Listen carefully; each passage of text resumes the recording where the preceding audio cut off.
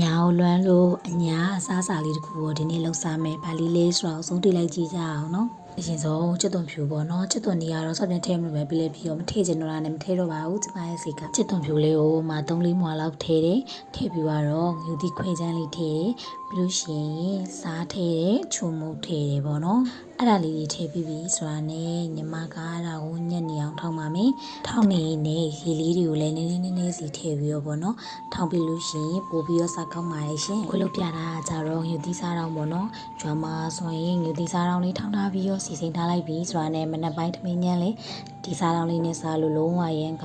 ဘယ်ဟင်းနဲ့ပဲလာလာငူသီးစားတောင်းလေးကရမ်းလိုက်တာညီမတို့ကတော့ဒီစားတောင်းဘာနဲ့ပူကြိုက်လဲဆိုရင်ချင်မောင်ရွက်ကိုမြေဘေးဆန်နဲ့ချက်တဲ့ဟာကိုအရမ်းကြိုက်ပါတယ်အဲ့ဒီအခါနဲ့အဲ့ဒီဟင်းနဲ့ဆိုလဲပေါ့နော်အရမ်းကိုလိုက်တယ်အညာသူရလို့ပြပါတာလေးအညာစားစားလေးမှကြည့်ပါအောင်ထောင်းထားတာညီမထောင်းထားတာတော့သိပြီးတော့မကြည့်သေးဘူးပေါ့နော်ဘာလို့လဲဆိုတော့ညီမလက်ညောင်းလို့မထောင်းတော့တာပါဒီထက်ပိုညက်ပြီးတော့စီလေးစိန်လိုက်လို့ရှိရင်အဆင်ပြေပေါ့နော်ညီမကတော့စီဟိုမထည့်တော့ပဲနဲ့စီချက်လောက်ထားတဲ့စီလေးတွေကနေပြီးတော့ထပ်ပြီးမှုရအောင်ထည့်လိုက်ပါတယ်ချစ်သွန်နေထည့်လို့ရှိရင်ကြာသွားရင်ကြီးစော်နန်းလို့ကျမချက်သွန်ဖြူပဲထည့်ပြီးထောင်းထားတာပါနော်ကြည့်ရှုပေးရတဲ့အတွက်အတူတယောက်ချင်းစီတိုင်းကိုလည်းကျေးဇူးအများကြီးတင်ပါတယ်